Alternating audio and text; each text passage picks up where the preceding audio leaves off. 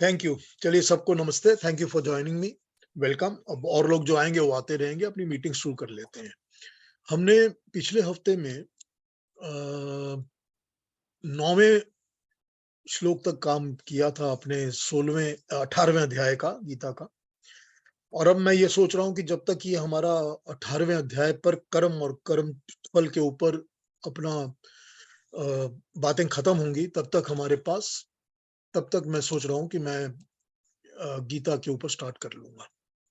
इसके बाद immediately proper तरीके से पहले श्लोक से लेकर गीता शुरू कर लेंगे। ठीक है, ये प्लान कर रहा हूं इस वक्त में, तो हो जाएगी गुरु गीता शुरू तब। अब मैं एक बात कहना चाहता था इसके पहले कि हम आगे अब नेक्स्ट मंत्र पे जाएं, क्योंकि हमने पिछले जो 3 मंत्र देखे हैं जिनके ऊपर हमने 7, 8, 9 पे बात की थी पिछले हफ्ते, हमने देखा है कि एक वर्ड, एक कंपैरिजन भगवान कृष्ण ने यूज करना शुरू किया है इसमें। वो कंपैरिजन है आपका सात्विक, राजसिक, तामसिक। करेक्ट, उन्होंने यही कहा कि ये चीज जो है ये सात्विक है, ये राजसिक है और ये तामसिक है। इसी तरह से वो अगले 6 मंत्रों में भी कंपैरिजन करेंगे, सात्विक भी, राजसिक भी, तामसिक भी। मैं थोड़ा सा टाइम आज देना चाहता हूं कि इस कॉन्सेप्ट को एक बार समझ लेना चाहिए कि सात्विक, राजसिक, तामसिक क्या होता है। इसको एक बार समझ लेना चाहिए। इसको समझने के लिए हमको ये करना होगा, हमको शब्दों के जो अर्थ होते हैं ना, हम उनको इम्प्लाई करते हैं। मतलब होता है कि कोई भी जो वर्ड किसी भी जगह पे यूज होता है तो वो अकेला नहीं होता, उसकी एप्लीकेशन उसके सेंटेंस के ऊपर डिपेंड करती है कि इसको किस तरह से यूज किया गया है, तब उसका अर्थ बैठता है, उसका मीनिंग बैठता है, वरना मीनिंग अकेला नहीं बैठता। तो ये हमको समझना चाहिए, ये specially in case of Sanskrit ये हमको समझ लेना चाहिए। अब सत्व, रजस और तमस, इस पे बात करते हैं। हमारे कॉन्सेप्ट के अंदर जो सांख्य दर्शन है वो हमको ये बताता है कि सत्व, रजस और तमस, ये 3 गुण होते हैं। गुण, क्वालिटीज, ये 3 गुण होते हैं जो कि नेचर के अंदर आते हैं। वो यूं आते हैं कि जो परमाणु होते हैं, परमाणु वो होते हैं जो कि सब जगह सृष्टि में, हर जगह, हर वक्त विराजमान रहते हैं। हर वक्त वो फ्लोट करते रहते हैं, वो होते हैं। इसकी जो कंपैरिजन की गई है वो इस तरह की गई है कि जैसे आप समझ लीजिए कि जहां पर कड़ी धूप पड़ रही है और कमरे के अंदर थोड़ी सी धूप की रोशनी आती है, तो आपको कमरे के अंदर छोटे छोटे छोटे छोटे छोटे छोटे कण हवा में उड़ते हुए नजर आते रहते हैं। वो जो छोटे छोटे छोटे छोटे पार्टिकल्स नजर आते हैं, जब धूप थोड़ी सी डाउन होती है तो नजर आने बंद हो जाते हैं। तो ये जो नजर आते हैं ना, छोटे छोटे फ्लोट कर रहे कण, इनको आप पकड़ नहीं सकते, लेकिन इनको आप ब्लो भी नहीं कर सकते और कुछ भी नहीं कर सकते, ये उड़ते रहते हैं, अपना कण रहते हैं। ये इस तरह के ही कण, और इससे भी बहुत बहुत बहुत ज्यादा माइन्यूट, उनको परमाणु कहते हैं। ये सृष्टि, ये जो क्रिएशन है, नेचर जो है ना, ये नेचर सारी की सारी परमाणुओं से ही बनती है। इन परमाणुओं को ही प्रकृति का मूल रूप कहा गया है। इसी को हर जगह प्रकृति कहते हैं। ठीक है, इसी को प्रकृति कहते हैं, इन परमाणुओं को। तो ये जो परमाणु होते हैं ये माइन्यूटेस्ट फॉर्म में होते हैं। हमारा मॉडर्न साइंस आज तक यहाँ पहुंच नहीं पाया है, पहुंचेगा, कभी ना कभी पहुंच जाएगा, लेकिन अब आज तक नहीं पहुंच पाया है। इन परमाणुओं के अंदर ये होता है कि ये हमेशा ही रहते हैं। जैसे कहा जाता है ना कि 3 चीजें होती हैं जो कभी डिस्ट्रॉय नहीं होती, बर्बाद नहीं होती, हमेशा ही रहती हैं, परमात्मा, आत्मा और प्रकृति। तो जब ये कहा जाता है तो ये प्रकृति उन परमाणुओं के रूप में ही कही जाती है कि ये हमेशा रहती है। इन्हीं से परमात्मा क्रिएशन को स्टार्ट करता है। परमात्मा इसी से सारी नेचर को, हर चीज को बनाता है। अब इसको यूं समझ लीजिए कि इन परमाणुओं के अंदर, एक एक परमाणु के अंदर ये 3 गुण जरूर होते हैं, सत्व, रजस और तमस। हर परमाणु के अंदर 3 गुण जरूर होते हैं। ये ठीक है कि जब तक सृष्टि बनती नहीं, या जब तक परमात्मा का तेज नहीं पड़ता उसके ऊपर, परमात्मा की अग्नि उसके ऊपर नहीं पड़ती, अर्वा शक्ति नहीं पड़ती, तब तक ये परमाणु सोए रहते हैं। सोए, सुप्त रहते हैं, या इनएक्टिव रहते हैं, या अपना काम नहीं करते, नॉन क्रिएटिव। सोए का मतलब ये होता है कि जो इनके तीनों गुण हैं, सत्व, रजस और तमस, ये इंटरएक्टिव होते हैं, ये एक दूसरे के साथ इंटरैक्ट नहीं करते, शांत होते हैं, चुप बैठे रहते हैं। अब यही गुण जब इन पर परमात्मा का तेज पड़ता है, परमात्मा की शक्ति इनके ऊपर पड़ती है, तो ये एक्सटर्नलाइज हो जाते हैं। जब ये एक्सटर्नलाइज होते हैं तो ये गुण जो होते हैं एक दूसरे के साथ इंटरैक्ट, रिएक्ट करने लग जाते हैं। That is how the creation is created. इस तरह से सृष्टि बनती है। तो सत्व, रजस और तमस, ये तीन गुण बताए गए हैं। ये तीन गुण में सत्व जो होता है वो पॉजिटिविटी को डिनोट करता है। हर चीज जो पॉजिटिव होती है वो सत्व से आती है। जो रजस होता है वो एक्टिविटी को क्रिएट करता है। हर चीज जो एक्टिविटी देती है, जो वर्क देती है, काम देती है, जो कि कोई भी एक्शन प्रोवाइड करती है, वो रजस से आती है। और तमस जो भी चीज सॉलिडिटी प्रोवाइड करती है, बॉडी प्रोवाइड करती है, वेट प्रोवाइड करती है, वो न्यूट्रल या उसको कहा जा सकता है कि तमस से आती है। तो ये हमारा परमाणुओं के अंदर सत्व, रजस और तमस का डेफिनेशन है। इस डेफिनेशन से ही जब ये सब आपस में गुट बनाने लगते हैं परमाणु, और गुट बनाने के बाद ये इंटरेक्शंस के कारण, अट्रैक्शन डिस्ट्रैक्शन के कारण, मैंने इस पर पहले बात की हुई है, तो मेरे किसी पुराने वीडियोस में आपको ये पूरी मिल जाएगी कि कैसे सृष्टि रचना होती है। तो ये इसके कारण जब ये और मोटे बनने शुरू होते हैं, और भी मोटे जब प्रकट होने शुरू होते हैं, तो वो एटम्स बनते हैं, जिसको हम अणु कहते हैं। जब एटम बनते हैं तब हमको दिखने लगते हैं, या हमारा साइंस उसको देख सकता है। तो एटम तक तो साइंस पहुंच गया, उसके उसके बियॉन्ड अभी नहीं पहुंचा। पहुंच जाएगा, कभी ना कभी पहुंच जाएगा। लेकिन मॉडर्न साइंस ने भी तो एटम के अंदर तीन गुण निकाल ही लिए हैं, कि ये तीन गुण सब एटम में होते हैं। उन्होंने इसको इलेक्ट्रॉन, प्रोटॉन, न्यूट्रॉन कह दिया है। एक ही बात है, बिल्कुल एक ही बात है। तो हम प्रोटॉन को सत्व कहते हैं, इलेक्ट्रॉन को रजस कहते हैं, और न्यूट्रॉन को तमस कहते हैं। एग्जैक्टली एक ही बात। तो हर चीज में इलेक्ट्रॉन, प्रोटॉन, न्यूट्रॉन काम करते हैं। आज ये साइंस मानता है कि सारी की सारी क्रिएशन बनती ही इन एटम्स के साथ है, सब इसी से बनते हैं, और ये डिस्ट्रॉय कभी नहीं होता। ये भी मान लिया साइंस ने कि कभी डिस्ट्रॉय नहीं होता, किसी ना किसी फॉर्म में चेंज करके अपना फॉर्म चेंज करता है, मगर एग्जिस्ट करता रहता है। तो ये जो प्रोटॉन, इलेक्ट्रॉन, न्यूट्रॉन है, coming back to my point, ये जो प्रोटॉन, इलेक्ट्रॉन, न्यूट्रॉन है, इनको हम सत्व, रजस और तमस की तरह जानते हैं।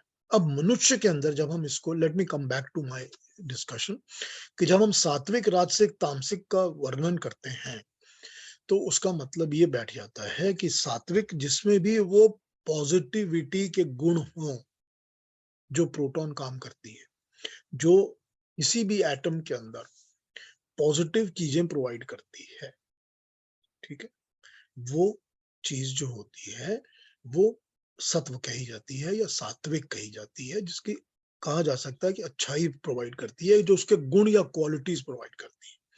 लेकिन जो उसको एक्शन में डालती है, मतलब क्रिएटिव एक्शन के अंदर डालती है, वरना काम नहीं होगा, वो राजसिक है।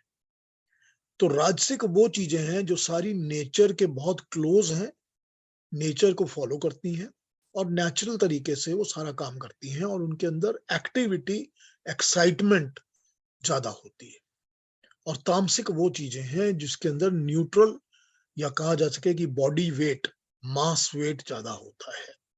अब जैसे 5 महाभूत कहे जाते हैं क्रिएशन के, जिसको हम कहते हैं कि main elements of the creation. तो एलिमेंट्स ऑफ द क्रिएशन में आकाश जो होता है, यानी कि स्पेस या ईथर कहा जा सकता है जिसको, स्पेस के जो परमाणु होते हैं उनमें सबसे न्यूनतम, सबसे कम लेवल का न्यूट्रॉन होता है, उनमें वेट बिल्कुल नहीं होता। इसीलिए न्यूट्रॉन क्योंकि कम होता है, इसीलिए उनके अंदर सात्विकता ज्यादा होती है, उनमें प्रोटॉन्स ज्यादा होते हैं, उन परमाणुओं में, उन एटम्स में भी। तो प्रोटॉन ज्यादा होते हैं तो वो स्पेस बच जाते हैं, और क्योंकि उनको रहना है, टिके रहना है, तो थोड़ा सा रजस, थोड़ा सा इलेक्ट्रॉन उनको चाहिए ही चाहिए। अगर इलेक्ट्रॉन नहीं होगा तो उसमें से हमारी साउंड वेव्स कैरी ओवर नहीं होंगी। वो साउंड वेव्स को कैरी ओवर करने के लिए इलेक्ट्रॉन की जरूरत पड़ती है स्पेस के अंदर। ये रजस का काम है। तो वो जो परमाणु हैं जिनसे आकाश बनता है, उनके अंदर रजस तत्व है और सत्व तत्व सबसे ज्यादा है। अब इसका एकदम डायरेक्ट ऑपोजिट देख लीजिए पृथ्वी को, अर्थ को। बीच में वायु, अग्नि और जल आ जाते हैं, लेकिन लास्ट में आप पृथ्वी देख लीजिए जो एकदम राइट साइड में फाइनल लेवल पर आती है। पृथ्वी के अंदर तमस सबसे ज्यादा है, क्योंकि इसके अंदर वेट और बॉडी सबसे ज्यादा है, मास इसके अंदर सबसे ज्यादा है। इसके अंदर रजस नंबर 2 पर है, क्योंकि रजस की तरह इसको एक्टिवेट करते रहना पड़ता है, काम करना पड़ता है। धरती में, मल्टी में आप कुछ भी डालते हैं तो रिएक्ट जरूर करती है, लेकिन सत्व सबसे कम है, सबसे मिनिमम है जरूर, क्योंकि आप मट्टी में बीज डालते हैं तो जो इतना अच्छा पौधा निकलता है वो सत्व गुण से निकलता है, लेकिन रजस गुण उनको जन्म देता है, रजस उसको बड़ा करता है या उसके अंदर एनर्जी देता है कि वो ग्रो करके पेड़ बन सके। लेकिन पेड़ के अंदर जो फल निकलेंगे वो फल रजस की एक्टिविटी से तो निकलेंगे, लेकिन उनके जो गुण जो है वो सत्व से आएगा। तो सात्विक, राजसिक, तामसिक, इस तरह समझिए।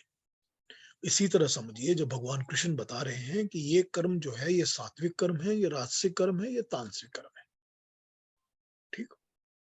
अब हमने तामसिक को, क्योंकि उसके अंदर वेट या बॉडी या मास ज्यादा कहा जाए कर सकता है, तो उसके अंदर हमने लेजीनेस को ऐड कर दिया या नेगेटिविटी को ऐड कर दिया कि जिसके अंदर बिल्कुल भी लाइट नहीं है, अंधेरा ही अंधेरा है। क्योंकि तमस शब्द भी तो अंधेरे का रिप्रेजेंटेटिव है, कि तमस का मतलब है अंधेरा। जब हम कहते हैं तमसो मां सदगमय, हमको तमस से निकाल के अच्छी तरफ लेके चलो मां परमात्मा, तो तमस के अंदर अंधेरा तो है ही है। क्योंकि जब बॉडी मास ज्यादा है या वेट ज्यादा है तो उसके अंदर नेचुरली अंधेरा ज्यादा है, उसके अंदर सूर्य की रोशनी नहीं पड़ रही है। अर्थ के अंदर, अर्थ की बॉडी के अंदर तो सनलाइट नहीं होती ना, नीचे जाएंगे तो पूरा अंधेरा ही अंधेरा मिलेगा आपको। तो यही यही रिप्रेजेंटेशन है उसका। तो सात्विक, राजसिक, तामसिक को इस तरह समझकर हमको आगे बढ़ना है। ठीक है ना? अब इस पर आपको कोई क्लैरिफिकेशन चाहिए तो पूछ लीजिए, नहीं तो फिर हम हाँ नंबर सरपंच 10 से शुरू करें। આશુતોષ મિશ્રાનો ફોન હતો તમારી સાથે વાત થઈ પછી નથી થયું કહેજો કે હું 8:30 કરીશ। इंदिरा जी अपने आप को म्यूट कर लिया करिए जब आप लोगों से बात करती हैं तो। अच्छा ठीक है, अब किसी को इसको सत्व, रज और तमस पे कुछ पूछना होगा तो मुझसे पूछ लीजिए, फिर इस पे बात करते हैं। फिर मैं 10th पे आता हूँ, जो कि श्लोक फिर अरुणा जी को कहेंगे, पढ़ के सुनाएंगे। जी, कोई क्वेश्चन है इसके ऊपर या कोई क्लैरिफिकेशन है इसके ऊपर जो चाहिए, सात्विक, राजसिक, तामसिक के ऊपर? क्लैरिफिकेशन तो नहीं है पीयूष जी, लेकिन इतना ही बस कहना है कि कितने साइंटिफिक है हमारे प्रिंसिपल्स, एकदम रूटेड इन साइंस। भाई हमारे प्रिंसिपल सिर्फ साइंटिफिक ही हैं। उनका दूसरा रूप जो है, उनको जो रिलीजियस रूप और बाकी रूप तो बाद में दे दिया गया है, जिसके कारण सब कुछ बिगड़ गया है। हमारा तो सारा कुछ ही साइंटिफिक है। हम तो बिना साइंटिफिक सपोर्ट के कोई चीज को बिलीव ही नहीं करते। हमारा धर्म ही साइंटिफिक धर्म है। बस वही है, सारा कुछ साइंटिफिक ही साइंटिफिक है। नहीं साइंटिफिक है तो उसको फॉलो नहीं करते हम लोग। कहा गया है ना, बड़े क्लियरली कहते हैं कि जो चीज तर्क के साथ, विज्ञान के साथ सपोर्ट नहीं होती उसको फॉलो मत करो। सिंपल। एग्जैक्टली, बढ़िया। बिल्कुल साइंटिफिक तो है ही। हाँ जी, कोई और क्वेश्चन है इस पर? नहीं तो रमना जिसे कहते हैं नंबर 10 पे पढ़ना शुरू करेंगे। आइए अरुणा जी, नंबर 10 श्लोक पढ़िए, फिर हम उसकी एक्सप्लेनेशन पर आते हैं। न द्वेष्ट्य कुशलं कर्म कुशलेनानुषज्यते त्यागी सत्व समाविष्टो मेधावी छिन्न संशयः। इसका मीनिंग भगवान कृष्ण बोलते हैं, जो व्यक्ति अप्रिय कर्म से घृणा नहीं करता, जो ऐसा व्यक्ति है, जो ऐसा मनुष्य है जो अप्रिय कर्म से, जो प्रिय नहीं होता, जो अच्छा नहीं होता, ऐसे कर्म से घृणा नहीं करता, हेट नहीं करता, और किसी प्रिय कर्म से अनुरक्त, मोह नहीं करता। मतलब जो प्रिय कर्म करना चाहिए, जो करने लायक, करने योग्य, करना चाहिए जैसा काम, उसके साथ वो अनुरक्त नहीं होता, अटैच नहीं होता, या प्रिय नहीं समझता, या उसको नहीं करता। उस कर्म को नहीं करता। अगर वो उस कर्म को करता है, जो ऐसा करता है, वो सात्विक गुणी मनुष्य है, मतलब वो अनुरक्त होता है, उसको प्रिय कर्म अच्छे लगते हैं और अप्रिय कर्म से वो घृणा करता है। तो जो अप्रिय कर्म से घृणा करता है और प्रिय कर्म के साथ अनुरक्त रहता है, मोह करता है, वो वास्तविक में बिना मोह के, यहाँ पर देखिए देखिए मोह का मतलब ये नहीं है कि अटैचमेंट करे, यहाँ पर मोह से वो मतलब नहीं है, यहाँ पर मोह से मतलब वो नहीं है, यहाँ से अनुरक्त मतलब है। मतलब ये है कि उसके साथ जुड़े रहना, काम करते रहना, उसमें अटैच होने की जरूरत यहाँ नहीं है। यहाँ पर एक्सप्लेनेशन है अनुरक्त की। तो अनुरक्त होने का मतलब वो है कि आप उसमें लगे रहिए, ठीक है, लगे रहिए। उसमें आपको अटैचमेंट्स उस तरह की नहीं चाहिए जैसे कि हम किसी के साथ अटैच हो जाते हैं, या किसी मानव इंसान के साथ, या किसी प्रॉपर्टीज के साथ, या धन के साथ, वो वाली बात नहीं हो रही। यहाँ अनुरक्त है, तो अनुरक्त वही है कि इसमें लगे रहिए, ठीक है, इनका पालन करते रहिए। राइट। जो चीज रक्त के बाद आती है, रक्त जो फ्लो करता है, रक्त जो ब्लड लाइन है, उसके बाद जो आती है, जो नेचुरल हो जाती है, उससे छोटी जो है, स्मॉलर। तो जो नेचुरल चीज आदमी में आनी चाहिए वो यही होनी चाहिए कि मुझे जो मेरे करने लायक कर्म है, या जो मेरे प्रिय कर्म होने चाहिए, उनको मैं फॉलो करता हूं। मेरे अंदर से ही आवाज आती है कि मुझे इनको करना है, और जो भी अप्रिय चीजें हैं उनको मैं घृणा करता हूं, मैं अंदर से उनको डिसलाइक करता हूं। करेक्ट। ये सात्विक गुण है। तो ये है सात्विक कर्म। मेधावी हैं, संशय से रहित हैं, इनमें डाउट नहीं उठता, इनमें भ्रम नहीं उठता, इनमें बार बार ये डाउट नहीं उठता कि ये करूं या वो करूं, या ये कर लेना चाहिए, वो कर लेना चाहिए, ये ऐसे भ्रम नहीं उठते। तो जब ऐसे भ्रम नहीं उठते, डाउट नहीं उठते, तो ये संशय से रहित है। संशय, डाउट्स से रहित, बिना संशय के हैं, और मेधावी हैं। मेधावी ये इंटेलेक्चुअल भी हैं। ये सिर्फ ये नहीं कि मैं कह रहा हूं सात्विक हैं तो सात्विक हैं, ये इंटेलेक्चुअल भी हैं। ये तुम्हारे इंटेलिजेंस को आगे बढ़ाएंगे, ये तुम्हारे इंटेलेक्ट को तेज देंगे और भी अच्छा करेंगे। तो ये इंटेलेक्चुअल भी हैं, मेधावी। ये कर्तव्य वश किया हुआ कर्म है। कर्तव्य वश किया हुआ कर्म है, मतलब जो करना चाहिए ड्यूटी बाउंड, वो कर्तव्यवश, कर्तव्य के वश में जो करना ही चाहिए, कर्तव्यवश कर्म है, ये करना चाहिए, ऐसा कर्म है। इसमें भी किसी कर्म से लगाव या घृणा नहीं होनी चाहिए। इसमें भी ऐसा नहीं है कि किसी कर्म से ज्यादा जुड़ जाऊं या किसी से दूर हट जाऊं। अब एक एग्जाम्पल यूज करते हैं, मैं पढ़ रहा था कहीं पर, तो एग्जाम्पल यूज करते हैं कि सपोज करिए कि किसी एक मनुष्य ने एक सात्विक काम कर लिया। अब सपोज करिए किसी ने एक पाठशाला खोल दी, एक स्कूल खोल दिया। तो उसने कहा कि मैं स्कूल के अंदर सारी की सारी, सपोज करिए, हम एग्जांपल यूज कर रहे हैं कि मैं सारी की सारी साइंटिफिक टीचिंग्स करूंगा, और उसमें मैं ये पढ़ाऊंगा या वो पढ़ाऊंगा, या मैं उसमें से वेदों को निकाल के पढ़ाऊंगा, या दर्शन शास्त्र पढ़ाऊंगा, या गीता पढ़ाऊंगा, ये उसने सोच लिया। अब उस पर वो स्कूल चला रहा है, ना उसको कोई गवर्नमेंट की फंडिंग है, ना कोई प्राइवेट फंडिंग है, वो स्कूल चला रहा है बिना किसी के मदद के, बिना कंडीशंस के, बिना किसी चीज के। अब उसको कहा जाता है कि ऐसा करिए कि स्कूल के अंदर अगर आप आर्ट की क्लासेस शुरू कर दें, पेंटिंग की क्लासेस शुरू कर दें, तो इतना आपको गवर्नमेंट से एनुअली फंडिंग मिल जाएगी। तो आदमी क्या करता है, तो आदमी बाकी क्लासेस के साथ साथ आर्ट की क्लासेस भी कर देता है शुरू। अब बात यह है कि सात्विक कर्म तो कर रहा था, अभी भी कर रहा है, लेकिन अब उसको एक कर्म के साथ मोह हो गया, यानी कि वो जुड़ गया उसके साथ, क्योंकि अब उसको लग रहा है कि मैं अगर आर्ट क्लासेस डिसकंटिन्यू करूंगा तो मेरी फंडिंग बंद हो जाएगी, अब मुझे फंडिंग भी चाहिए। तो फंडिंग एक लालच हो गया दिल में, तो उसके लिए उसको वो क्लासेस, आर्ट क्लासेस करनी पड़ रही हैं, तो वो एक दूसरा लालच उसके दिल में हो गया, और ये एक मोह हो गया। तो सात्विक कर्म को बिना मोह के और बिना घृणा के करना चाहिए, तभी उसमें सात्विकता रहती है, नहीं तो उसकी सात्विकता हट जाती है। आइए अगले श्लोक पे आते हैं, 11वें श्लोक पर आ जाइए अरुणा जी, वो पढ़िए। पीयूष जी, यहाँ मैं एक पूछना चाहूंगी हाँ अरुणा जी बताइए। यहाँ दो तरह के कर्म बताए गए हैं, एक कुशलम और एक अकुशलम। तो अर्जुन के बारे में हम अर्जुन का एग्जाम्पल ले तो युद्ध करना ये अर्जुन के लिए क्या अकुशल कर्म था? देखिए कुशलम और अकुशलम उनका डायरेक्ट ट्रांसलेशन मैंने प्रिय और अप्रिय कर दिया था। कुशलम वो होते हैं जो करने लायक या करने कर्म, पहले उन्होंने वर्ड यूज किया था ना कि जो कर्म करने योग्य हैं, जो करने चाहिए वो कुशल है। Correct. अब इसको पूरा ट्रांसलेशन कर, पूरा एक्सप्लेनेशन करने के लिए हमको पीछे जाना पड़ेगा, जहां पर वो मनुष्य का स्वधर्म और करने लायक कर्मों के बारे में बात करते हैं। वहां वो कहते हैं कि तुम्हारा अपना कर्म क्या है, तुमको करना क्या चाहिए। मनुष्य बिना कर्म किए तो रह नहीं सकता।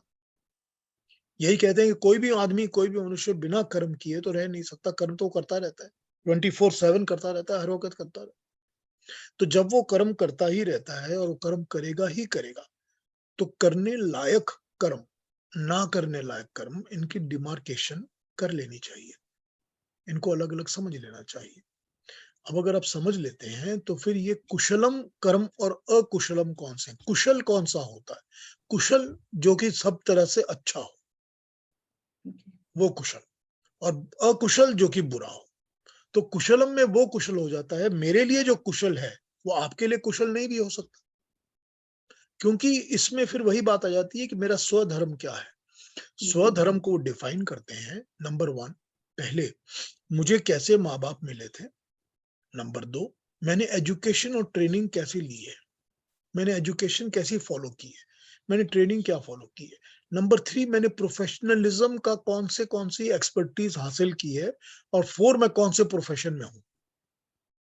तो मैं जिस प्रोफेशन में हूं, जिसमें मैंने अपनी एक्सपर्टीज हासिल की है, जो मैंने बचपन से ही फॉलो किया है, जो मेरे अंदर एक प्रवृत्ति थी, कहा जा सकता है it was my inbuilt nature, inherent nature, उस चीज को मैं फॉलो करके जो कर्म कर रहा हूं और जो मैंने सोसाइटी में अपनी कंट्रीब्यूशन दी है, वो मेरे स्वधर्म के कर्म है।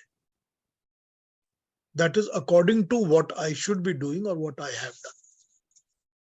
तो ये हो गए कुशल कर्म, क्योंकि मैं उनके थ्रू सोसाइटी में, दुनिया में, नेचर में कंट्रीब्यूट कर रहा हूं। ठीक है ना? जब उनके अगेंस्ट में काम करता हूं तो वो अकुशल होने लग जाते हैं। ठीक, अभी अभी अभी अभी इंदिरा जी एक एग्जाम्पल यूज कर रही थी, हमारी टॉक के शुरू में। इंदिरा जी ने बताया कि वो कल अपने इंस्टीट्यूट में मिलने गई थी, जहां पर वो 15-20 साल पहले अटैच थी, और उनको हैरान हो गया देखकर कि वो इंस्टीट्यूट को इन्होंने बर्बाद कर दिया। करेक्ट? क्यों बर्बाद कर दिया? क्योंकि जो नया प्रिंसिपल आया, वो नए प्रिंसिपल का यही धारणा थी कि I am superior to everything else, and if you don't listen to me or you don't abide by what I say, I will hurt you or I will punish you. तब हुआ क्या? कुशल और अकुशल का फर्क आ गया ना यहाँ पर। कुशल कर्म तो ये था उस इंसान का कि मैं इंस्टीट्यूट को अच्छी तरह से चलाऊं, इसको आगे बढ़ाऊं। अकुशल ये हो गया कि उसमें मैं जुड़ गया, उसकी अपनी ईगो जुड़ गई कि मैं बहुत महान हूं, मेरे प्रिंसिपल्स फॉलो होने चाहिए। कोई इंस्टीट्यूट का क्या है, फॉलो होने चाहिए थे इंस्टीट्यूट के प्रिंसिपल्स जो कि चले आ रहे हैं। तो ये कुशल और अकुशल की बड़ी हल्की सी डिमार्केशन हो जाती है यहाँ पर। यही भगवान कृष्ण समझा रहे हैं कि जो अप्रिय है, जो अकुशल है, उससे मन के अंदर रिपल्शन होनी चाहिए। देखिए रिपल्शन को और एक जगह कहीं पर, अब हम जब शुरू करेंगे गीता तो आ जाएगी बात, कहीं पर एक बार भगवान कृष्ण ये भी कहते हैं कि जब मनुष्य को कोई चीज असत्य और झूठ बोली जाती है, जब भी हम सब भी, जब भी हमको कोई चीज झूठ सुनती है या असत्य सुनती है, तो हमारे अंदर से एक किस्म की रिपल्शन पैदा होती है। हमारे मन के अंदर ही एक किस्म का वो आ जाता है कि क्या, I don't want to listen to this, तो ये गलत हो रहा है। और पहला रिएक्शन हमारा ये होता है कि let me gate detached from this, किससे अपने आप को अलग कर लो। कई बार इन्वॉल्व होना ही पड़ता है, बिकॉज अगर घर के लोग हैं या आसपास के लोग हैं या परिचित लोग हैं तो आप चुप रहेंगे, बोलेंगे नहीं बोलेंगे, मगर इन्वॉल्व हो जाएंगे। लेकिन फिर भी अंदर से, मन के अंदर से ये बात उठती है कि I am not liking it. बहुत बार होता है ये। हाँ बिल्कुल नेचुरल है, ये अंदर की आवाज है ये। तो ये अंदर की आवाज, ये जब तक अकुशल कर्म के लिए, करने के लिए अंदर से आवाज उठनी ही चाहिए। यही कह रहे हैं भगवान कृष्ण की वो जब तक आवाज नहीं उठेगी तो फिर सात्विकता नहीं रही। सात्विक इंसान वही है जो कि उसके अंदर से ही आवाज उठती है कि मेरे को गलत कर्म नहीं करना, अकुशल नहीं करना, कुशल करना है, अकुशल नहीं करना। ठीक है, चलिए अरुणा जी अब 11वां पढ़िए। नहि देहभृता शक्यं त्यक्तुं कर्माण्यशेषतः यस्तु कर्मफलत्यागी सत्यागीत्यभिधीयते। ये नंबर 10 का एक्सटेंशन है, नया कुछ नहीं बताया इन्होंने। यही बताया कि शरीरधारी मनुष्य के लिए पूर्णतः कर्म को छोड़ देना तो संभव नहीं है, अतः कर्म से आसक्ति और फल की आशा का त्याग यही उचित है। इसका मतलब ये हुआ कि जो भी मनुष्य है, जिसको जो भी शरीर मिलता है, किसी भी प्राणी को जो शरीर मिलता है, वो कर्म को त्याग तो कर नहीं सकता, कर्म तो उसको करना ही पड़ेगा, कर्म तो वो करेगा ही करेगा, ये पॉसिबल ही नहीं है कि वो कर्म को छोड़ देगा। हाँ, ये हो सकता है कि कर्म के साथ अटैचमेंट और कर्म फल के साथ आशा, इसको त्याग कर दो कि जो कर्म फल है उसके साथ तो मुझे यही मिलना चाहिए, ये मिलेगा तो ठीक है, ये नहीं है। इस तरह की जो एक्सपेक्टेशंस और आशाएं कर्म फल से अटैच्ड होती हैं उनको छोड़ दो और कर्म करने के साथ अटैचमेंट्स को छोड़ दो।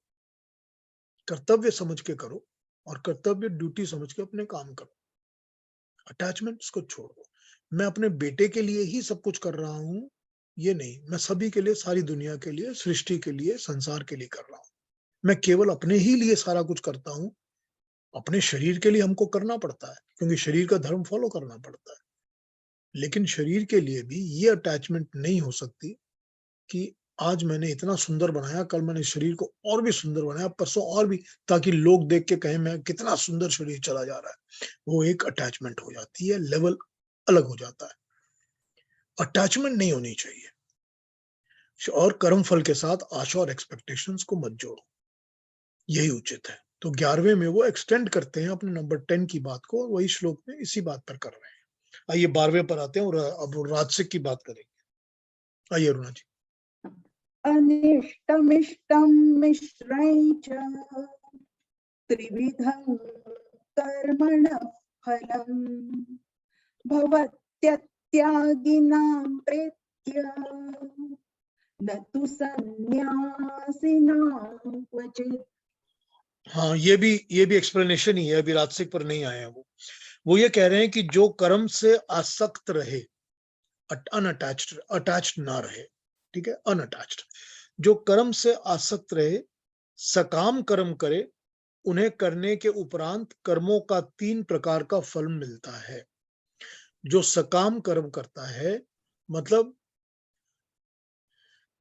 कामना के साथ, मन में इच्छा के साथ, मन में कामना लेकर सकाम कर्म करता है, जो उसको 3 तरह के फल मिलते हैं।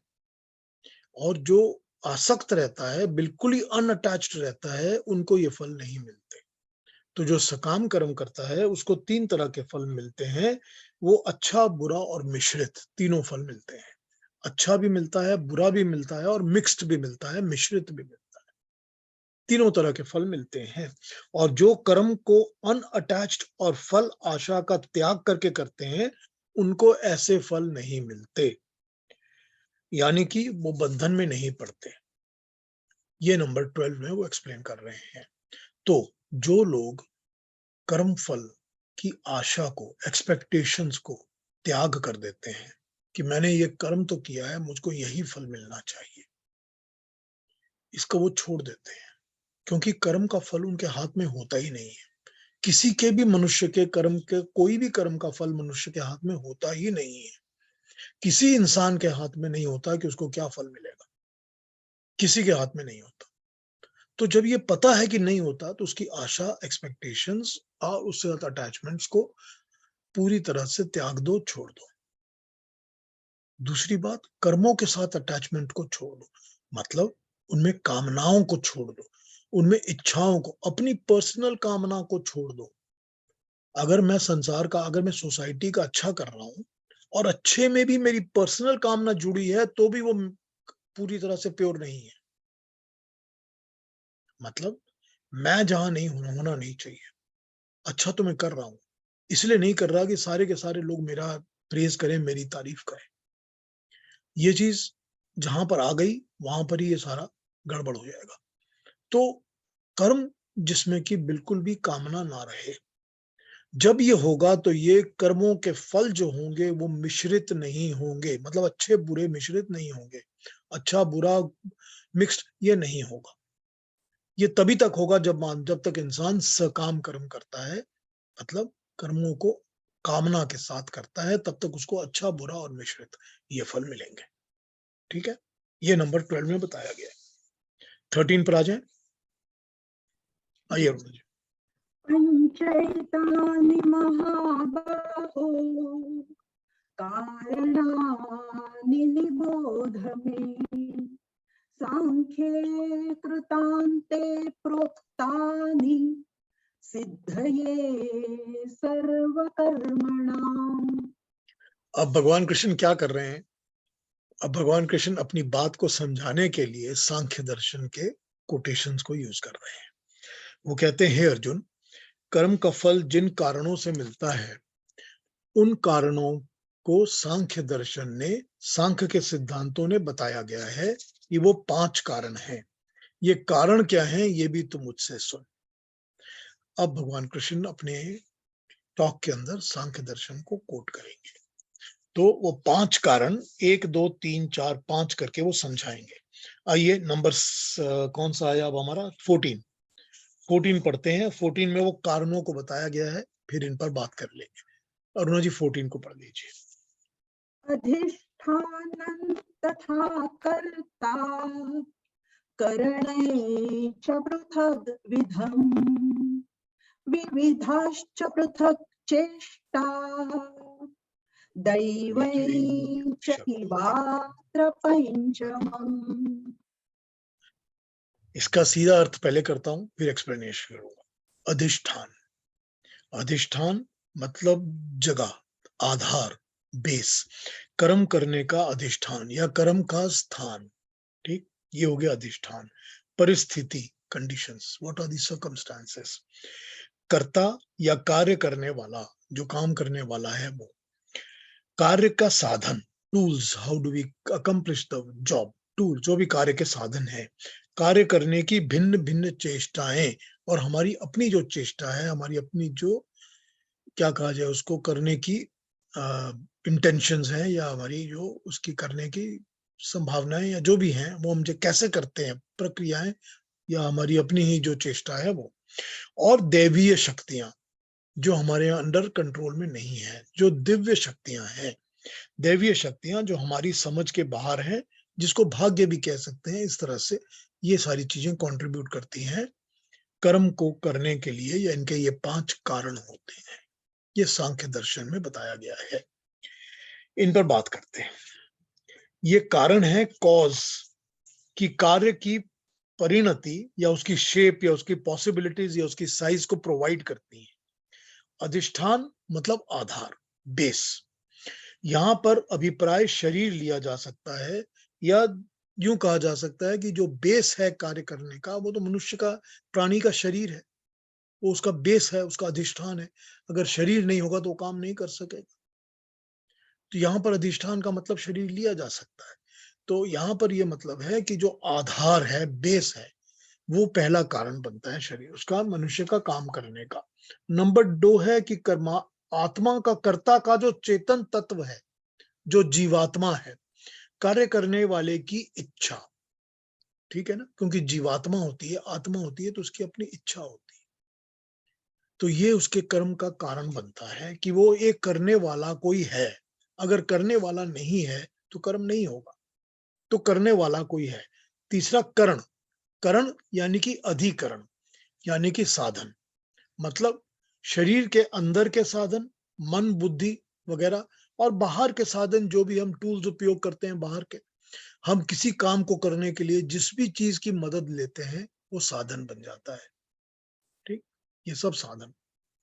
चेष्टाएं मतलब प्रवृत्ति, रुचि, स्वभाव एटसेट्रा। हमारी जो एफर्ट होती है, जो चेष्टा होती है, जो हमारी इंटेंशन होती है, वो हमारी प्रवृत्ति होती है। ठीक, तो इसमें प्रवृत्ति और रुचि जो हमारी लाइन ऑफ इंटरेस्ट होती है कि हमको इसी चीज में इंटरेस्ट है, तो वो हमारी रुचि बन जाती है। तो चेष्टाओं के अंदर ये सारी चीजें आ जाती हैं, इच्छा भी, प्रयत्न भी, रुचि भी, प्रवृत्ति भी, सब कुछ चेष्टाओं के अंदर आ जाती है। और फाइनली दैवीय, मतलब अपने कर्म को करने की जो शक्ति मिलती है, जो भाग्य मिलता है, ये सब चीजें दैवीय होती हैं। मतलब ये हुआ कि अगर मैंने कोई काम करना है और मुझे पता है कि मुझे इसके लिए सनलाइट की जरूरत है या मुझे हीट की जरूरत है, तो वो दैवीय शक्ति है, वो मेरी बनाई हुई नहीं है। वो एक दैवीय शक्ति, दिव्य शक्ति है, वो क्रिएटेड बाय लॉर्ड, वो क्रिएटेड बाय नेचर, एक शक्ति है, एक पावर है जिसको मैं यूज कर रहा हूँ, तो वो दैवीय हो जाती है। तो ये 5 का कारण है जिनके कारण कोई कर्म कंप्लीट होता है।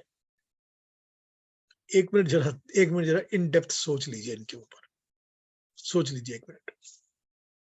कोई भी कारण इन 5 के बिना कंप्लीट नहीं हो सकता। ठीक, अब ये डेफिनेशंस, भगवान कृष्ण तो अपना सब्जेक्ट मैटर के ऊपर बात कर रहे हैं, लेकिन वो डेफिनेशन ले लेते हैं सांख्य दर्शन से। सांख्य शब्द जो होता है, वर्ड जो है सांख्य, उसका जो डायरेक्ट मतलब होता है साइंस ही होता है। जो साइंस है वो सांख्य वर्ड से ही आया हुआ है, सांख्य शब्द से ही साइंस बना हुआ है वर्ड शब्द। तो ये जो साइंस है और सांख्य जो है वो पूरा का पूरा सिर्फ साइंटिफिक बात करता है। तो वो साइंटिफिकली इस चीज को लॉजिकली डिफाइन करके बता रहा है कि कर्म कैसे होता है, कि कर्म ये 5 कारणों से होता है। करने वाला भी चाहिए, करने के साधन भी चाहिए, करने की इच्छा भी चाहिए, चेष्टा भी चाहिए, प्रयत्न भी चाहिए, करने का एक आधार चाहिए, जो कि शरीर नहीं होगा तो काम कैसे करेगा कोई। और फिर दिव्य शक्तियां भी चाहिए जिनको यूज करता है वो इंसान, टूल्स को यूज करता है, बाहर के उपकरणों को, करणों को यूज करता है और दैवीय शक्ति को यूज करता है। तो कर्म इसी तरह पूरा होता है। ये चाहे कोई जानवर कर रहा हो वो भी ऐसे ही करेगा, वो भी ऐसे ही करेगा, और चाहे कोई मनुष्य कर रहा हो, क्योंकि जिसका भी शरीर है वो काम ऐसे ही करेगा। इन 5 को कारण बताया गया कर्मों का। ठीक है, समझ आ गई बात जी। अब आप कहेंगे तो अगले पे चलेंगे, जो नंबर 15 है ना, उसको एक बार पढ़ लेते हैं, फिर क्वेश्चंस पे आ जाएंगे। और अरुणा जी 15 को भी पढ़िए जी। शरीरवां मनोभिर्यत् कर्म प्रारभते नरः न्याय्यं वा विपरीतं वा पंचैते तस्य हेतवः। मनुष्य मन, वाणी और शरीर से जो भी कर्म करता है, भले या बुरे, उसके ये 5 ही कारण होते हैं। ये भगवान कृष्ण ने इसमें समझा दिया। उन्होंने 15 में ये बताया है कि जो भी कर्म मनुष्य करता है, अच्छे करता है, बुरे करता है, जो भी करता है, उसके ये 5 ही कारण होते हैं, बस। दिस इज हाउ एवरी कर्म इज डन। चलिए, अब मैं बिफोर 16 पे आने के इसको ओपन करता हूं कि आप लोगों ने कुछ इसके बारे में पूछना है तो पूछ लीजिए। कोई कंफ्यूजन, कोई क्वेश्चन है तो पूछ लीजिए। पीयूष जी, हाँ जी, मुझे एक तो खुलासा करना है। जी केतु। आपने ये श्लोक 14 में 5 बताए हैं, इसके एलिमेंट्स हो या डायमेंशंस हो। तो इसमें एक तो शरीर बताया है, और फिर कर्म करने वाला बताया गया है, कर्म करने का साधन है, चेष्टा है, और दिव्य शक्तियां हैं, 5। पर एक और शब्द आपने इसका प्रयोग किया था, वो है परिस्थिति। तो परिस्थिति इन 5 में कहाँ बैठती है? जो परिस्थिति है वो करण में बैठती है, यानी कि साधन में बैठती है। कि साधन में। वो भी एक हमारे लिए साधन बन जाती है कि मेरे को ये एक परिस्थिति मिली थी, ये एक अपॉर्चुनिटी मिली थी, तो मैंने ये काम किया। ठीक है ना? ठीक है। ये परिस्थिति भी, अंधेरा मिला था और अंधेरे में अकेला आदमी मिला था, तो मैंने उसको ढूंढ लिया, तो ये परिस्थिति बन गई। तो ये जो परिस्थिति बन गई, ये ठीक है कि आदमी अकेला था, ये भी एक परिस्थिति है, और अंधेरा था, ये भी एक परिस्थिति है। तो ये सब कुछ कारण बन जाते हैं फॉर डूइंग सम कर्म। ठीक है ना? ठीक है। हाँ, इसके बाद एक और प्रश्न है जो श्लोक 11 में है कि जैसे आपने बताया है कि कोई भी प्राणी कर्म को त्याग नहीं कर सकता, कर्म फल की आशा नहीं करनी चाहिए। तो इसमें जैसे महाभारत में युद्ध हुआ था तो पांडव और कौरव दोनों ही जीतना चाहते थे, तो ये एक आशा बन गई ना उन लोगों की, जीतने की आशा।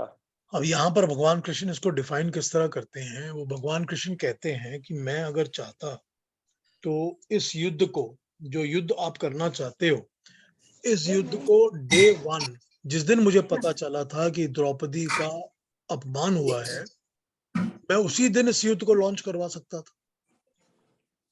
हाँ जी। इसको भगवान कृष्ण एक्सप्लेन करते हैं। मगर वो क्यों वेट करते रहे इतने दिन, क्यों इतने साल उन्होंने इंतजार किया? उन्होंने इसीलिए इंतजार किया कि वो इसका जस्टिफिकेशन ये करवाना चाह रहे थे कि मैं अपने मनीषा है। लिए युद्ध नहीं कर रहा हूँ। मनीषा भी है, बाकी सब नहीं आ रही, बीच में शोर आ रहा है कहीं। हाँ, somebody has put it on mute, नहीं कर रहा है।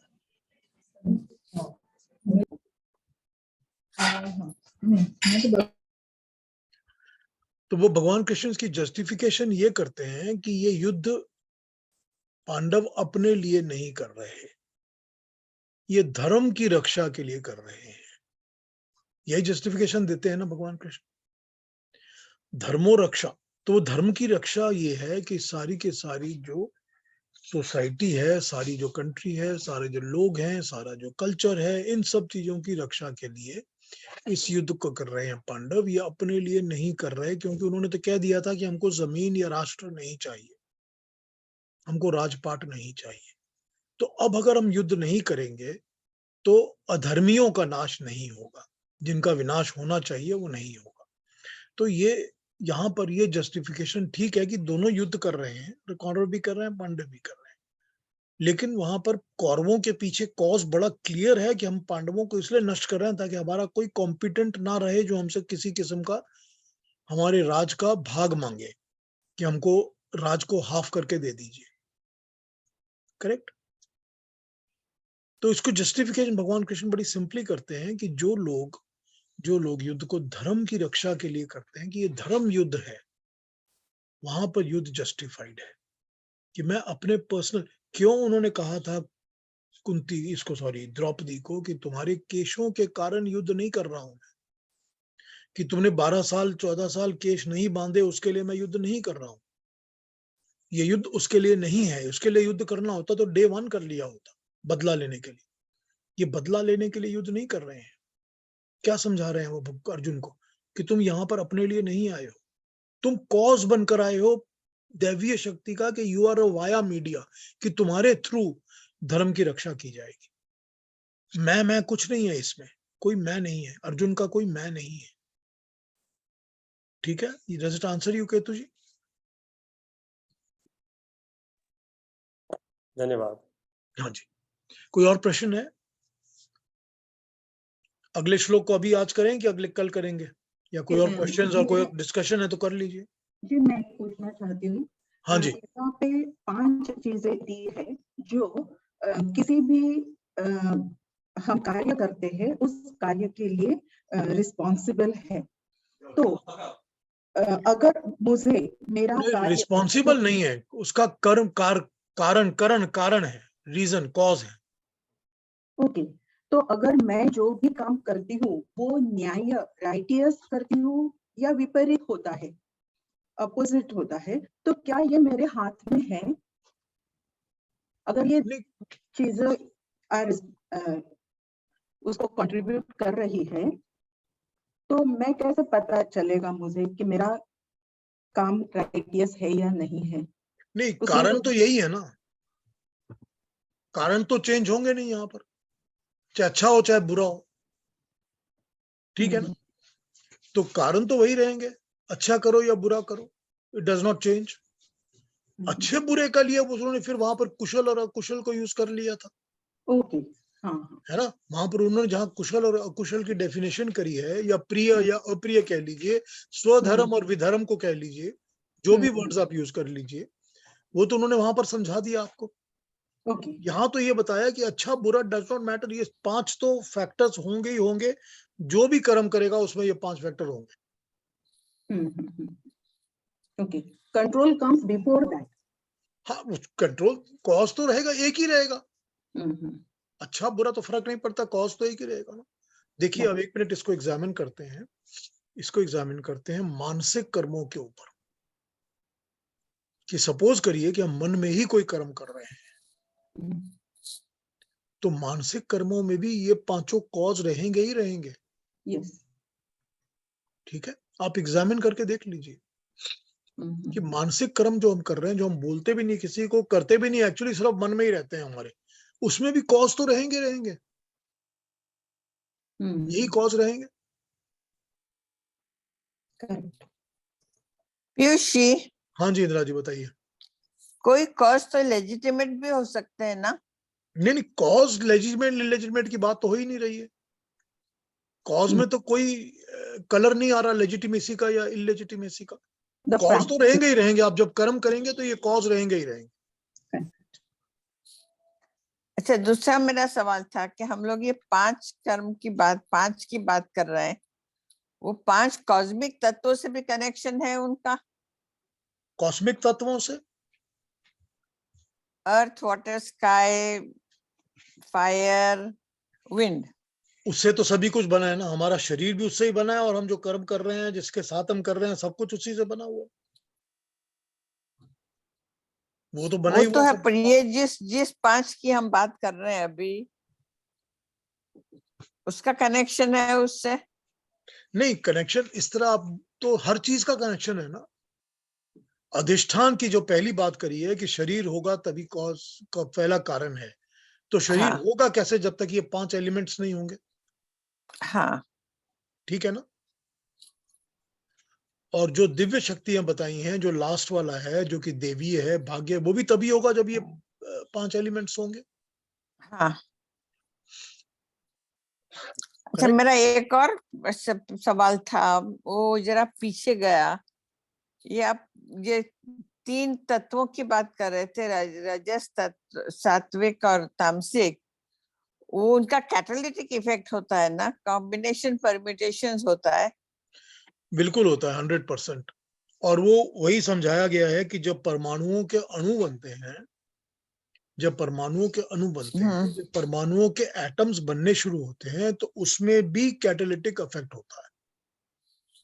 क्योंकि हम देखते हैं बहुत सारी चीजों को कि जब हम एटम्स के एनालिसिस भी करते हैं किसी भी चीज के अंदर, तो हमको पता चल जाता है कि ये फायर का एटम और विंड का एटम, या पेड़ का एटम, या लकड़ी का एटम, या किसी भी चीज के एटम्स को हम जब स्टडी करते हैं, तो उन सब के अंदर वो कैटालिटिक इफेक्ट के कारण ही डिफरेंशिएशन होता है। फिर ही लाइफ बनती है ना? हाँ बिल्कुल, बनता तो सब कुछ उससे ही है ना। जब कैटालिटिक इफेक्ट होता है। एक्चुअली इसको यूं समझाया गया है कि जब परमाणुओं से अणु बनने शुरू होते हैं, और जब अणुओं के अंदर कैटालिटिक इफेक्ट्स आने शुरू होते हैं, तो वो एक पर्टिकुलर टाइप के एटम्स बन जाते हैं। पर्टिकुलर टाइप का मतलब है इस एटम के अंदर ये वाली क्वालिटी या ये वाला गुण ज्यादा है, इसके अंदर कम है, इस तरह का। हाँ। जब ये इफेक्ट आने शुरू होते हैं तो उसको हम कहते हैं अहंकार। अहंकार का यहां मतलब अच्छा। रहता है कि वो उसका कोई ना कोई एक रूप, शेप, साइज, कोई आइडेंटिटी हो गई है। जब वो आइडेंटिटी होती है तो हम उसको अहंकार कहते हैं। जब अहंकार आ जाता है एटम के अंदर, तो वो एटम एक पर्टिकुलर कैटालिटिक या टाइप का एटम बन जाता है। मतलब ये हुआ कि आज ये एटम जो है, ये एटम इस चीज में कंट्रीब्यूट करेगा, ये फायर में कंट्रीब्यूट करेगा, ये विंड में करेगा, ये स्काई में करेगा, ये इसमें करेगा। जब हम उसको आइडेंटिटी देना शुरू करते हैं, तो उसके अंदर वो अहंकार तत्व आ गया, मैं का तत्व आ गया उस एटम के अंदर। वो आइडेंटिटी एटम का की आइडेंटिटी मतलब आ गई। अहंकार? हाँ जी।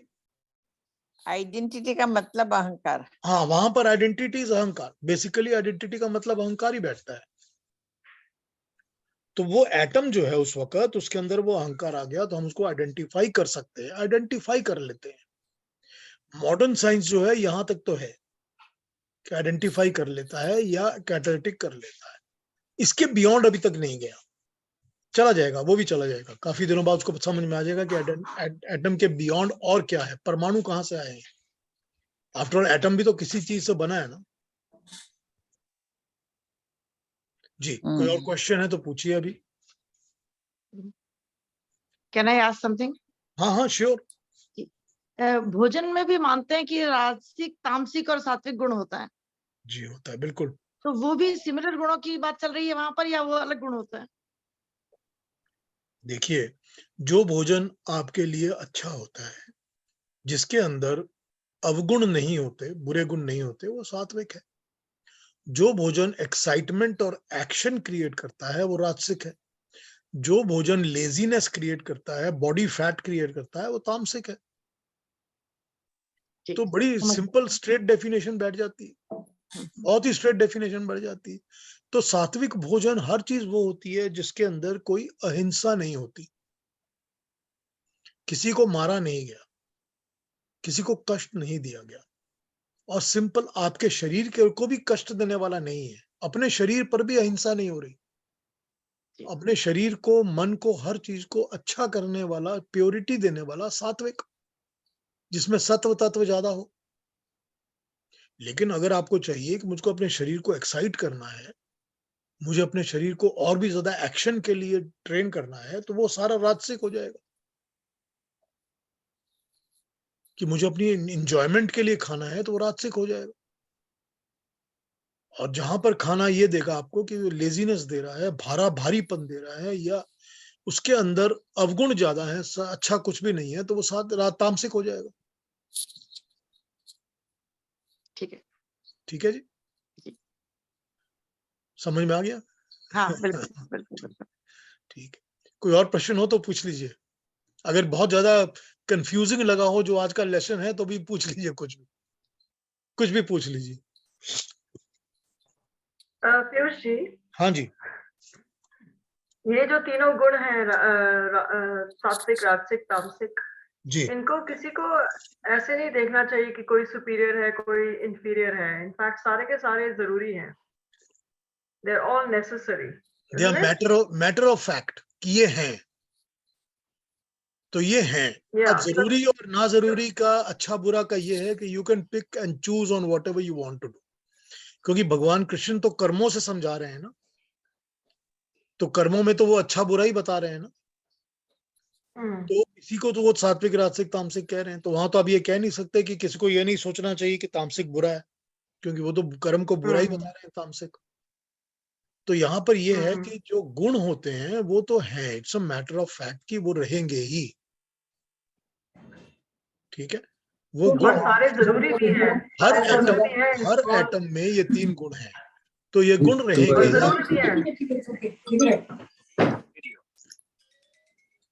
And they're necessary in a small way or a big way, जैसे भी हैं, सारे के सारे जरूरी भी हैं।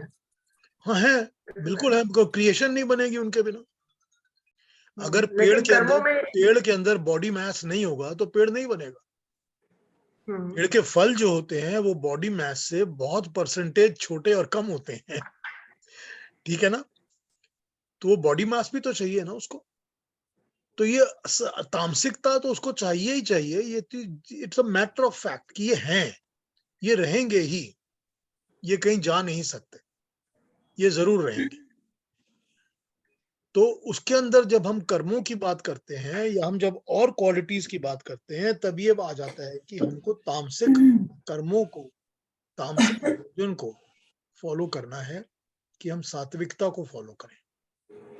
वहां पर ये फैक्टर आ जाता है।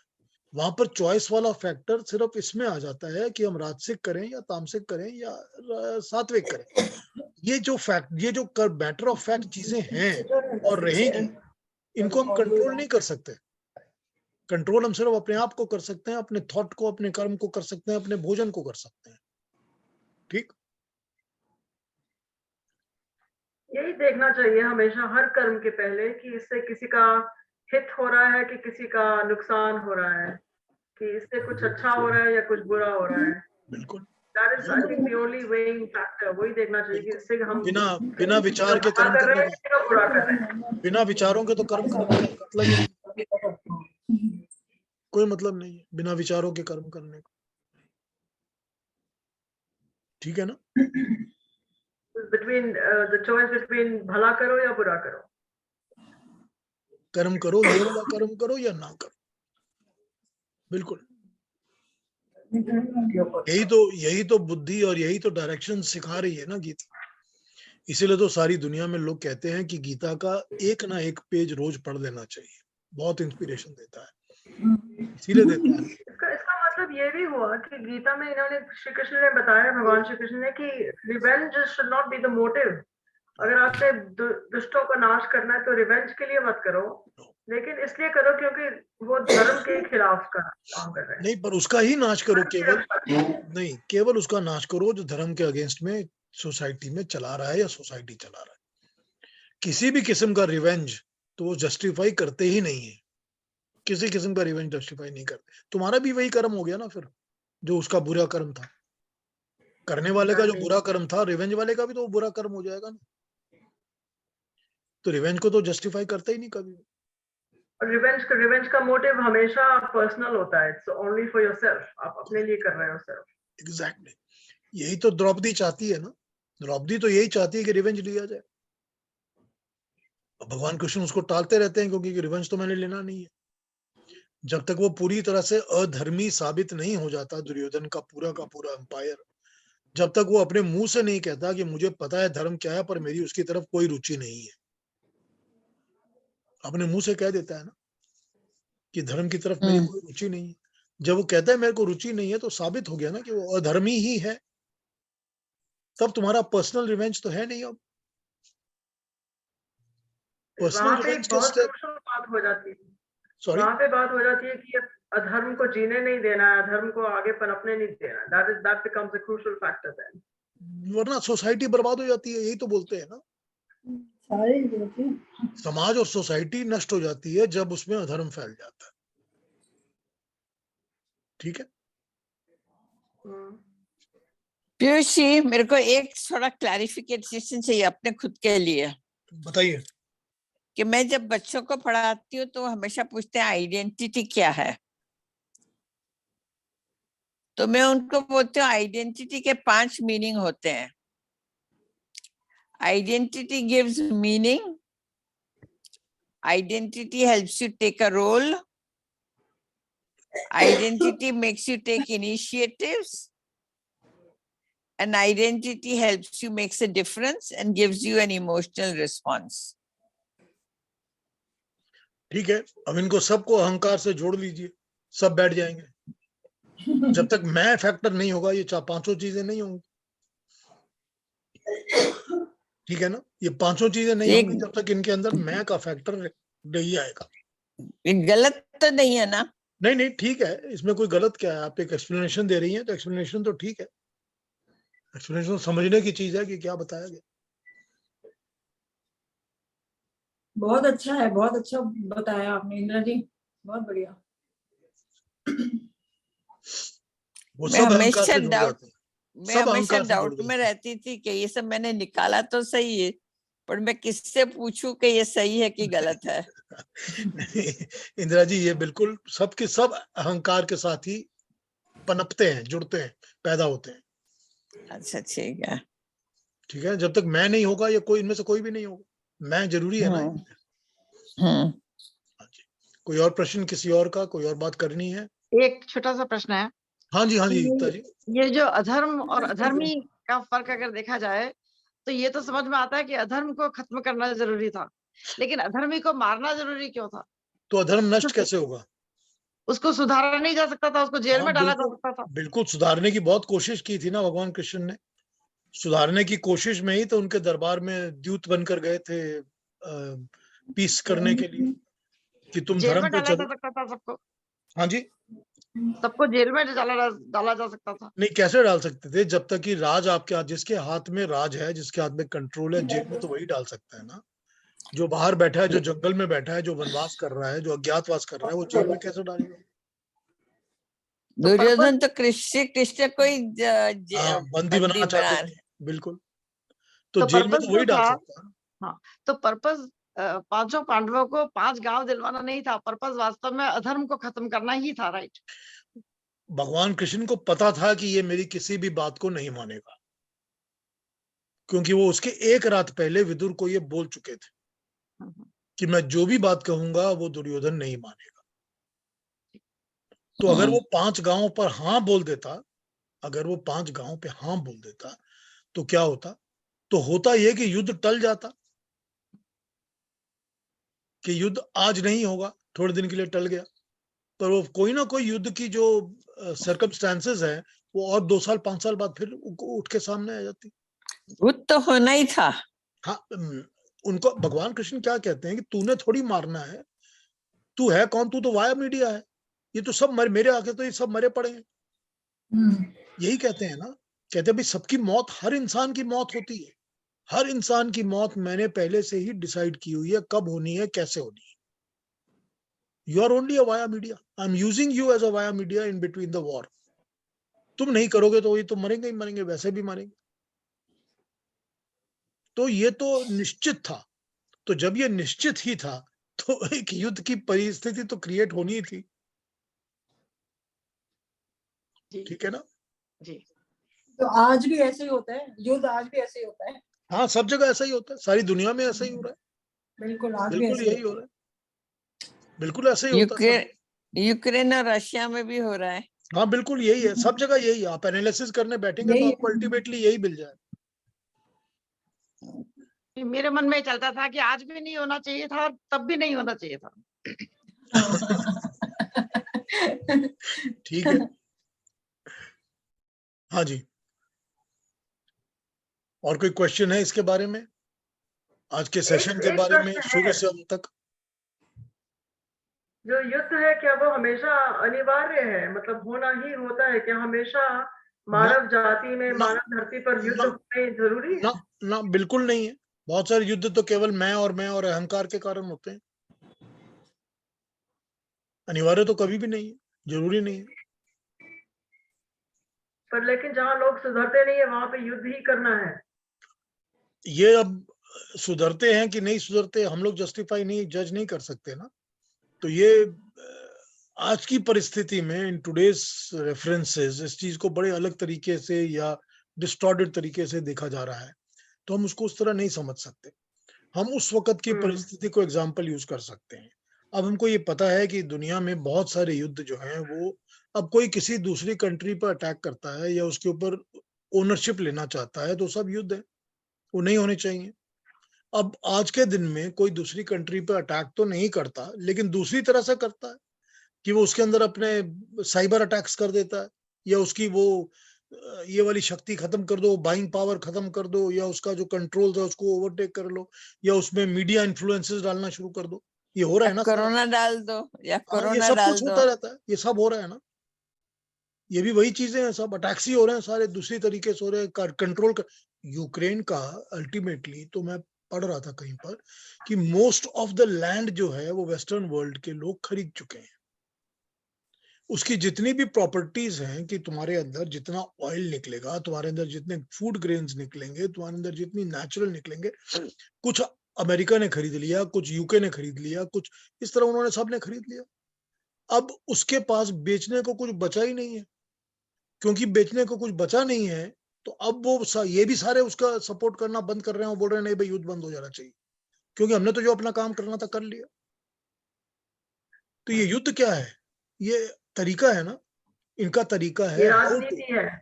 ये भी सारी ये सब नीतियां, सब इनके कंट्रोल के तरीके हैं, कैसे दूसरे के ऊपर अटैक करना है, कैसे दूसरे को अपना स्लेव बनाना है, यही चल रहा है ना। तब भी चल रहा था, आज भी चल रहा है, पुराने जमाने में भी चल रहा था, ये अभी भी वही चल रहा है। बिल्कुल बिल्कुल। तो धर्म के लिए युद्ध नहीं कर रहा है, सब अपने अपने मतलब के लिए कर रहे हैं। सब अपने मतलब के लिए करते हैं, अटैक अपने मतलब के लिए करते हैं, सब इविल है। तो what is Russia fighting for? Russia की एक अलग सिचुएशन है। देखिए, एक बार पहले इस पर बात हुई थी। रशिया की सिचुएशन ये है कि मेरा जो बॉर्डर लाइन है, मेरे बॉर्डर लाइन के ऊपर अगर नाटो की फोर्सेस अपने सेंटर्स बना लेती हैं तो इट इज नॉट, और वो भी वहां पर जहां पर मेरे सारे न्यूक्लियर वॉर हेड्स को मैंने स्टोर किया हुआ। उसकी तो यही प्रॉब्लम है ना। हमारी अगर हमारी कंट्री जो है, अगर सपोज करिए, मैं एग्जांपल यूज करता हूँ कि नेपाल और इंडिया के बॉर्डर पर, जहां पर नेपाल का बॉर्डर इंडिया से 5 किलोमीटर दूर पर है, वहां पर चाइना अपनी बेस बना के अपनी मिलिट्री स्टॉक्स करने लग जाएगा, तो इंडिया को तो थ्रेट लगेगा ना, किसी भी मुल्क को लगेगा ना। तो रशिया की तो अपोजिशन बस इसी बात की है कि तुम नेटो के साथ अलायंस नहीं करोगे, और अलायंस करोगे तो अपनी किसी जमीन पर उनको कुछ सेंटर्स नहीं बनाने। यही एक ही बात बोल रहे हैं ना रशिया बिगिनिंग से। तो रशिया का स्टैंड तो बिल्कुल वैलिड है, उसके व्यू पॉइंट्स तो बिल्कुल वैलिड है। हाँ जी, कोई और क्वेश्चंस, कोई और बात? तो कल 16वें पे शुरू करेंगे, 16th श्लोक पर कल बात करेंगे। जैसे ही मेरी ये 28 खत्म हो जाएंगे जो इसमें हमने कर्म के करने हैं, तो फिर हम गीता पे बात शुरू कर लेंगे, गीता पर शुरू कर लेंगे टॉक। ठीक है। अरुणा जी का बहुत बहुत धन्यवाद कि वो तो इस जो प्यारे लोगों तरीके को से श्लोक सुनाती हैं। तो जिन लोगों को आपने इनवाइट करना हो कि गीता की टॉक स्टार्ट हो रही है, 3 या 4 हफ्तों में हम शुरू कर ही लेंगे, तो वो उनसे बात कर लीजिए, इनवाइट कर लीजिए कि अब हम नए तरीके से बिल्कुल फर्स्ट से लेकर गीता पर दोबारा बात शुरू करेंगे। ओके, तो ठीक है, आप लोग चाहें तो ये इनवाइट कर सकते हैं लोगों को। ऑलराइट, कल हम 16 पे बात करते हैं, तो कल फिर हमसे सब जुड़िए। और आज के लिए सब ये क्वेश्चन आंसर में बहुत मजा आता है, डायलॉग बहुत अच्छा लगता है। नमस्कार डॉक्टर साहब, आप इंडिया में पहुंच गए लगता है। हाँ, वो ज्योति के साथ बैठे। हाँ जी, हाँ वही हम देख रहे हैं कि ज्योति भी बैठी हुई है।